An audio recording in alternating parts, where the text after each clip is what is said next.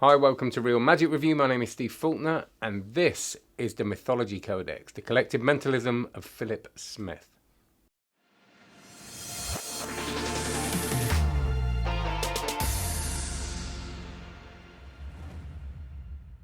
So please like, subscribe, check out cardmagiccourse.com. Thank you for the people who have signed up. I have a couple of new members before Christmas. And just want to say thanks. And it's a great way to support the channel and a great way to learn card magic. It's not just a support the channel thing. It's kind of like I put a lot of work into it, over 200 videos, etc. So check out cardmagiccourse.com. That would be lovely. Right. Mythology Codex. Now, when I got this way before Christmas, a couple of months before Christmas, I think, and I started writing a review. Pretty much. I read a couple of bits and then wrote my first impressions, which were clearly about the design of this book. Now, I wrote a lot about this because it is clearly designed within an inch of its life. Now, Phillip.Smith, as well as being a mentalist, is a graphic designer, so he's done the work, and you can tell it's. And I'm not gonna say as much as I was gonna on this, but for a very good reason. That's not belittling it, but I will say very quickly, it's just everything about it's beautiful. The typeset, the stock of the paper, even the little wheat crunchy at the beginning, to the graphics, the original graphics of the books that came out, which seem to pop off the page, and that's, I think, because of the graphics and the colours and things like that, not just because of a sort of well-placed drop shadow. Everything's very beautiful, and of course it does make a difference. If this was a PDF, it would be a very different experience reading it. But I'm not going to dwell on that, and that might annoy Phil because he knows how important this is, and I know how important that is. But again, there's a really good reason, and we'll talk about it in a bit. I mean, I said I'm not going to talk about it. You will not be able to take your eyes off it. I mean, to the picture, I mean, a lot's been said about it.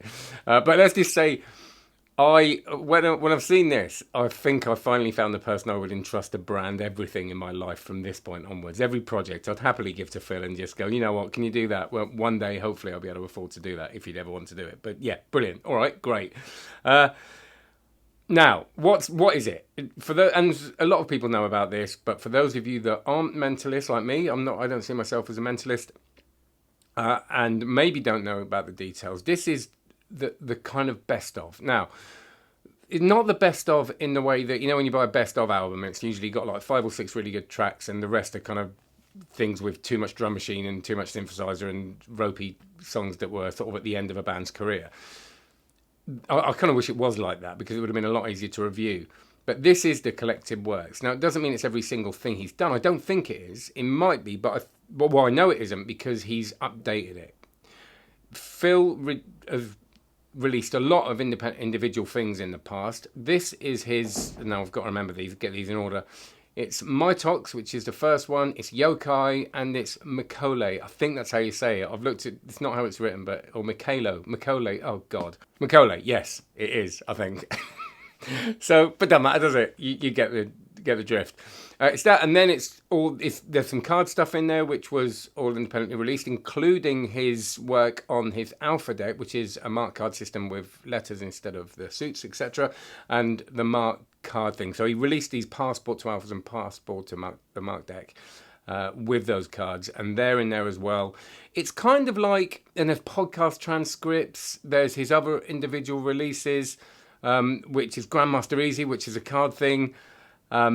Quinta, which is this other incredible way of forcing 1 out of 8 things, and interlaced. Oh no, that's the 1 out of 8 things. Quinta is the 1 out of 5. Anyway, right, we'll get into that in a minute. The point is, there's a lot of stuff, and when I say the best of collected works, etc., it's like when I was a kid, I was into Elvis Presley, right, as a kid, and my uncle had this box set of Elvis Presley, and it was albums, LPs, right, and it was pretty much everything he'd recorded, and it was amazing. You could turn the albums over and make a big picture with like these 6 albums in there. And I loved the feeling of having everything there. And I was also a Buddy Holly fan a bit later on. And I remember walking around the streets in my city in Exeter with my birthday money. And I realised there was this box set you could get of Buddy. And it said everything ever recorded, even the little bootlegs. And they're all brilliant. And it's kind of like that. I think it's everything, but Phil has looked at it and gone, that isn't as relevant now. I think there was a trick you originally had with CDs and a dictaphone, and there's nothing wrong with a dictaphone, as he says, but it's not as relevant now. It's not a trick that most people will be able to do. So he's updated it in that way, which is really good, because what he's also done is some stuff that was written like 15 years ago, he's got an update on that and go, this is what I do now. This is how I've developed it. So it feels like he hasn't just chucked it together. It's kind of, he wants it to work for people now. And it starts with this, actually, a kind of quite hidden message saying, by the way, you can do whatever you want with this material. You can perform on telly, you can perform on YouTube. This is yours to take and use, which is really, really nice, isn't it? Especially when you've been sort of reviewing things with things on them saying you can't use this. And, you're listening to Sans Minds, you can't do this on telly. It's like, you've paid money for this. Take this. It isn't saying do it exactly as I do it, but, and we'll talk about that in a minute, but to take this and work with it, use it, this is yours, which is really, really nice. And then it's got this really nice foreword by, it's Drummond Money Coots. I always nearly say Desmond Money Coots. I don't know why, which is a totally very different sounding thing, but DMC, that's better, isn't it? A long-time collaborator and friend of phillip.smith, and then the introduction by Philip saying what this is, and then you've got the work. And I was hoping it was going to be one of those things where you kind of have like a few really good gems amongst a load of quite interesting stuff. And there's nothing wrong with that. I quite like that. I like it to review. But again, it wasn't that easy for me. I had a choice with this, and which is why it's important you share it. I got this and thought, right, I could skim it and review it, but I've got this really OCD thing about I want to read every word, because there might be stuff you don't like, and then it all comes together in the end. I've seen movies that I really don't like, and then the last 10 minutes I walk out saying that was an incredible experience. So it might be like that. So I don't, you might miss something near the end that really sparks you, and actually that did happen. So I know that, if you do it quick, the views are going to be higher and all that kind of stuff, but there's this integrity thing with me that I kind of go, no, I would never dream of reviewing a film if I haven't seen it, or I don't want to do that. Not anything wrong with doing that, and I'm not saying I won't have to do it in the future, but there were loads of times where I got to a point in this and went, right, I can review that and tell people that I didn't read it all, but then I just felt this need to carry on. So I'm not going to mention all the different routines, because it would take years, but I'm going to kind of mention the things that stuck with me. That isn't to say they're the best, because there'll be other things that stick with you, because the thing about this, there are a lot of different styles of things in here, and they follow a theme. It's a book on mentalism, but it's also a book on design and how to design mentalism, not just a physical aspect of design or the aesthetic aspect of design, which I suppose it is, but how to put things together. This is a book that doesn't just give you the material to take, it gives you the kind of soil to sow to grow your own material, if that's I don't know where that came from, but you know what I mean. You're given it. It's I think it came from that thing where you can give someone some food, or you can give someone the ability to grow food, and that's a kind of, there's more longevity in that, and there's more depth in that, and this is what this book seems to be more about, even though you've got some killer material to take with you. Now, I'm not a mentalist. Well, I wasn't. So if you're not a mentalist and you're thinking it's not for me, I really recommend you have it, because there's a lot of reading between the lines in this book. So standouts for me. Well, first of all, you've got the different styles. Phil has a very, very good sense of humour. This feels like you're reading a book from a proper person that isn't trying to prove himself, that isn't trying to kind of be deadly serious and the expert. I mean, that's in it anyway. That's kind of there. But it's funny.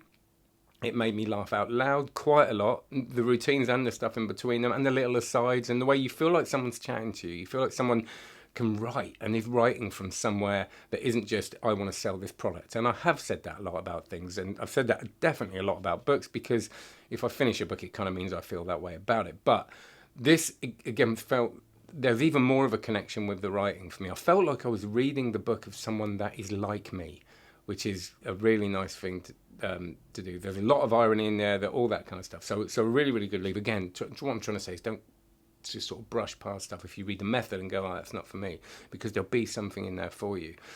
He's got this, I don't know how to pronounce it, equivoque. Anyway, it's like equivoque with fingers. Things like that are quite light-hearted, quite powerful in a way, but very funny. He's got a CDC drawing duplication, which is brilliant. This match drawing thing, what's it called again, which is really, really funny and really made me laugh. There's some light-hearted stuff in there, but then you've got this real killer material, right? So you've got the Biz, which is a peak system, which he says he kind of came out with. It's like a peak without a peak wallet, and it's so elegant. And I think he says something like it's like what is it? It's been bounced smooth as slick like a piece of glass on a beach until it's streamlined and as simple as can be.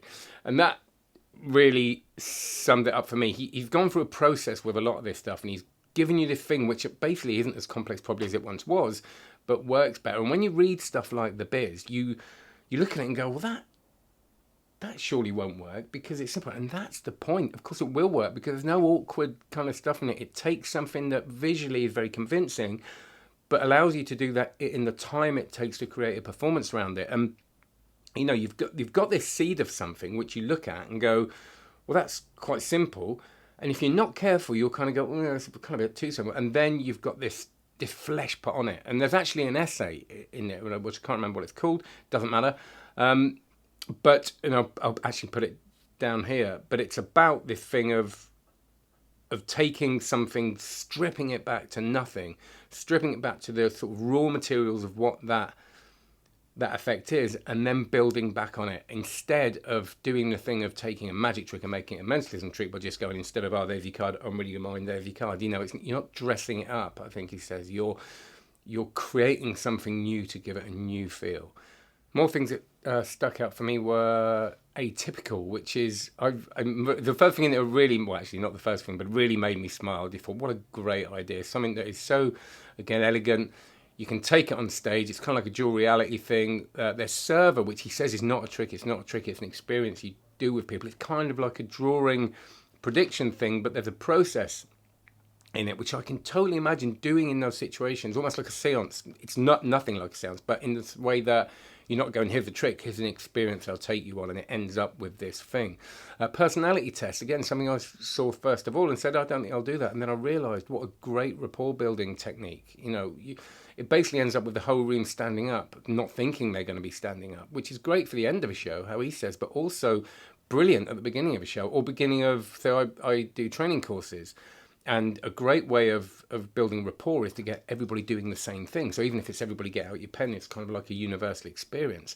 So to do that at the beginning of something, it creates an audience and a sort of cohesive part instead of a load of scattered people. So great for those things where you really want to get everybody focused. There are then these essays that are scattered from, well, they're kind of essays. Some of them are very short, a few paragraphs. A lot of them have different feels to them, but he's got this thread of premise through this. The idea of what is the premise of you being a mentalist, or you being a performer? Yes, you can just go out there and do the thing. Everybody goes, how did he do that? But how do you then create a character around this? And I've always been a little bit, I haven't put a lot of thought into that. I've created my own character, but I think with this kind of material and with mentalism, it's a little bit more important to kind of sometimes give it a little bit of context, especially if you're going to do a whole show around it. And I read these, and some of them were moving, some of them were inspiring, some of them were funny, some of them, this one, Silver Line, that was almost like a short horror story. One of them made me completely spit my coffee at the end because it was really serious, and then it had this final line at the end which just, I'm not going to name all of them because you should read all of them, but those are the bits that kind of make, I was going, that's incredible, that's amazing, that's brilliant, is that all right? Oh yeah, that's really good. And then there were these bits that just almost like the routines he says that there's a skeleton in the routine, there's all this other stuff that makes it a bigger thing. And this book is full of that stuff. It's an enriching experience to read this from beginning to end. And it's really important that I say this because there are routines that I read in this. Method, probably not going to do that, but I'm going to read it. And by the end of it, there'd been something in there that I kind of went, no, I'll take that. That's making me think about that thing. And some of these did make me think straight away. I was working in Alton Towers. I had like a string of gigs in Alton Towers before Christmas. And I read this one thing about, look, it's important. If you're going to do something like that, it's important to give it a little bit of context first. It doesn't have to be a long story, but give it something. Give them something to hang on to that makes you unusual, that makes you someone different that's sitting at that table with them. A little kind of snippet of something. And, don't do it ironically. Do it seriously. That makes them think this guy's maybe different or interesting, and straight away you've kind of framed them in a way which he talks about as well. You've given them an expectation, which even if you do something fairly simple, they're going to maybe perceive as being more complex or more surreal or whatever. And that was really powerful for me. I just, even quite informally started taking that into my performance, which I've never done. I've been doing this for years, so it's making me, it's kind of giving me a little bit of a paradigm shift and making me think different about things. Now the card stuff, that was when I got up to that bit, when I'd read the 3 books and a couple of weeks, I kind of went, okay, I won't read the card stuff because I'll just say there was a load of card stuff, and I did. I'm so glad I did because it felt different. It's kind of, those mentalism card tricks that as a sleight of hand work, you look at that and go, there's a bit of process there. But then because of all this other reading you've got, you're kind of almost looking for process and going, great, process, I can do this, or I can tell this story. And there's 3 tricks I took from this. One of them was, what was it? Gravity. This, which is almost like you create a one-way deck. I'm not going to go into it because I don't want to give it away, but and I looked at it and went, no, I can't really be bothered to do that. A minute later, I'd done it, or a couple of minutes later, and then learnt it and enjoyed the learning of it and realised you've got this incredibly powerful tool with any deck of cards, which you can create miracles with. And it was one of those things where I did the trick and completely fooled myself. I just like, oh, yay, I could do that. That's the card, and I've created it. There's 3 concepts that kind of meld together to create a trick that no one's going to ever know how you... I mean, it's just going to fry people. Edge of Whisper's a similar thing, and then you've got this Grandmaster Easy, which he calls his answer to the Akan challenge, or AK, whatever, any card, any number challenge, which feels different to a lot of them, but is incredible and almost self-working, really, and if again going to completely fry everybody. So, and it is that powerful.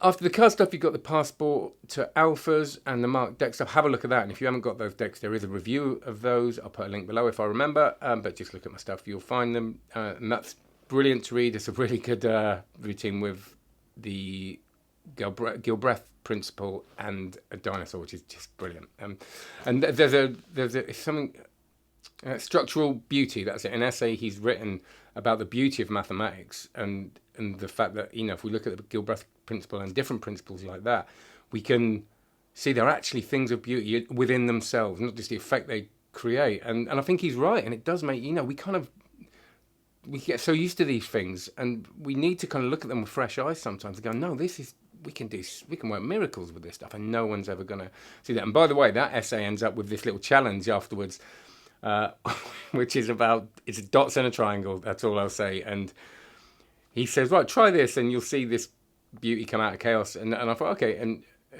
I thought it'd take a long time. I sat there for an hour with it. And then I'm going to carry on doing it, because it just did my head in. So when you do that, try it. And apparently the outcome is amazing, but don't know, I'm not there yet. I lost my life on these dots in this triangle.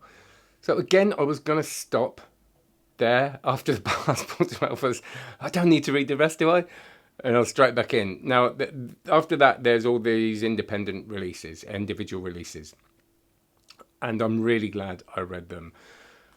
Quinta and Interlaced, right? These are those... So, sometimes you read, especially with mentalism, I found this, you read the kind of sell of an effect, and it's like, right, with this, you're going to be able to do this. You kind of go, no. And then you read the actual way it's done, and then your enthusiasm wanes a bit, and then you get to a point of going, yeah, well, I'm probably not going to do it. Well, this nearly does that, but doesn't. Phil says, right, if you take this and use it, you're going to be able to do this. And you kind of go, God, that sounds really awesome. You're going to be able to force one of 8 things with no props, or force one of 5 things with, just spontaneously. You don't have to set anything up. You need, yeah, all right, that kind of sounds good. And then he tells you the idea behind it. And then you kind of go, so the graph goes down like that. You get the dip. And then if you read on, you go, no, actually, yeah, all right. So, and you start seeing the power of the thing. So, you've got to be really, really careful not to judge, because then when you start reading the effects and imagining them yourself do them, you just know how powerful they are, because of this idea of premise and scripting and everything. All the ways these things are done, there's effort to hide them. It's not just you only do a card thing. Say, right, you turn over that, you deal that out 3 times. There's a kind of justification for all of that. I'm not saying you always need it, But if you're going to do a showstopper, you know, if you're going to do a finale with 8 people on stage, you have to make that entertaining. You have to give that some sort of reasoning. And he does that. And you've got some incredibly powerful stuff here. And I have no doubt that I'm going to use these in some way. I really want to use these in some way, because I do think they're as powerful as he says. And I think he's a realist. I don't think he's someone that would hype something up just for the sake of it. And I think you've got, with Quinta, Interlace, Stegosaurus, yeah, all this stuff, you know, you play with it and you'll start realizing the power of it. So I want to say that the stuff in it is clearly brilliant. Okay, for me it is. And again, I haven't read loads of mentalism books. You know what I have? I haven't read them cover to cover, but I've read a lot of mentalism. Some of it is great, some of it's quite dry. Same as all books, really. Same as all magic books. This held me, and like I said, this was a daunting thing for me to look at this and go, I've got to read that, especially over Christmas. We shared care with the kids. I was like, how am I going to do it? And I'm really glad I did. That I just want to sort of mention this thing that I, again, nearly bypassed in this, which it ended up being one of my favourite things. Not, I mean, he'll probably hate that because it's probably the thing he put less work in. You know, he's polished these routines over years, and this thing I read was just chime with me, as so much of it did. But he's got this, and I'm going to just reference my notes here because I don't want to get it wrong. He's got this creativity and creation essay, which is, he did a set of podcasts leading up to the release of Interlaced. And this Einstein quote just was such a light bulb moment for me. Now, it's not that I'm so smart, but I stay with the questions much longer. And I just kind of went, that's it. If that sums up most things I do, most of the things I teach, is just to say, you know, it's not talent. It's not being super smart. It's not being a great designer. You know, I mean, obviously, some people find it easy or get drawn towards things easy, but it's just if you're prepared to kind of go, right, this is great, but I'm going to stay with it. I'm going to do this one thing. I always remember thinking about Cardini, you know, would do a 3-minute routine and spend years doing that 3 to 4 minute thing.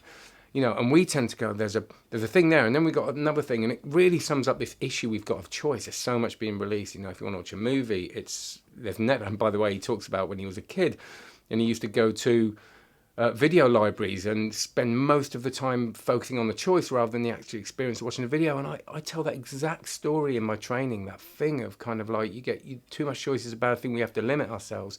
And actually to sit with an idea, to read that was so important.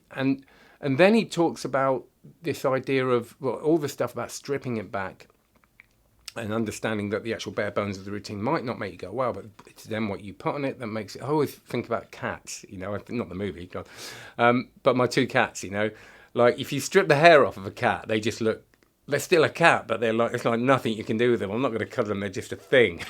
Unless you're those people that like those bold ones, but you know, but it's what's on them that kind of makes them totally different. It makes them this beautiful, amazing thing that you want to pick up and cuddle. And these routines are those sort of routines you want to pick up, take away, and not cuddle, but you know what I mean? I think the metaphor works. But, you know, to read this, it's so nice to get that stuff given back to you, you know, when you're always trying to think of this stuff or think about how better we can make our work. And linked to that, he also talks about a friend of his that talks about this 50% thing, this idea of when you're at the gym or when you're training or when you're doing anything, when you get to a point where you feel like you've got nothing left, you've probably got 50% left or something like that. David Goggins, this guy that was a Navy SEAL, talks about this. Well, he says he's got 60% left. You know, if you can tap into that belief that I feel like I'm spent, but actually there's a lot more here, then that's the kind of key to excellence. And he's done that with this book, you know.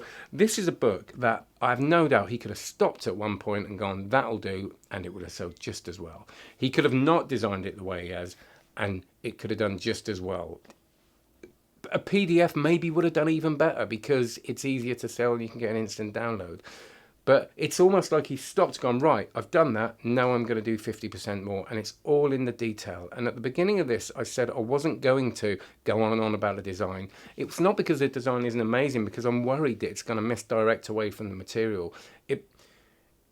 I nearly didn't read this. I nearly skimmed it, put it on the shelf, and it looked stunning. And that's sometimes all I want. It's like a beautiful ornament. And, you know, a couple £100, 150 quid, whatever, isn't that much for a beautiful ornament. You know, so it's kind of justified, as some of these books are. But it breaks my heart to think that might happen. Somebody's going to get this, go, that's great, I'll read one thing, stick it on the shelf, and I'll be happy with that. Please don't do that. It's also weird to think that this is a niche market, isn't it? This feels like a book, as some books I've read, that should kind of, the idea should be open to everybody, because I think we can all grow. I think that this material makes you a better performer, but it also makes you a better communicator. It also makes you think about your work. It also provides value into what you're doing and makes you think about your values and what you're trying to communicate and what you're trying to do. And I think those are lessons we can take from everywhere. And that's kind of why I'm so enthusiastic about this book. So I know this is quite gushy, and I always say that, but I can't, I've invested a lot of time into this, and I feel like it's been a real win-win situation. I would have, yes, I got this book through, I had to get over that thing of, yay, free book, and actually read the thing, and would I have paid for it? Without a shadow of a doubt. And I don't say that about even stuff I review positively. I go, would I have paid for it? Am I going to do it? Without this is... And then some of you that are mentalists are going to go, got to buy something else now. I'm not saying you got to buy it, but I'm kind of saying if you're going to buy anything, this is it. Because Phil is someone that deserves your money for creating a product like this. It's not that thing, of giving someone a pamphlet and knowing that they're a completist and they're going to pay whatever for it and putting 100 quid on a pamphlet. This is going to deliver. I would be really surprised if someone got this, paid the money for it, even paid more for it, looked through it and said, nah, I've wasted my money. If you've properly read it, you'll get something from this. You might not agree with everything, but that's a good thing. I, by the way, do. So there it is, the Mythology Codex. Thanks for staying to the end. This is a book review, and for some reason people don't want to read books, and so please share this. Subscribe, do the card magic course thing, etc., and check out Phil Smith stuff. I'll put all the links below to what you need, the alphas, the mark decks, all that. I'm not on commission, I swear, and I've only met Phil a couple of times, so there we go. Mythology Codex, isn't it great? Have a good one. Cheers.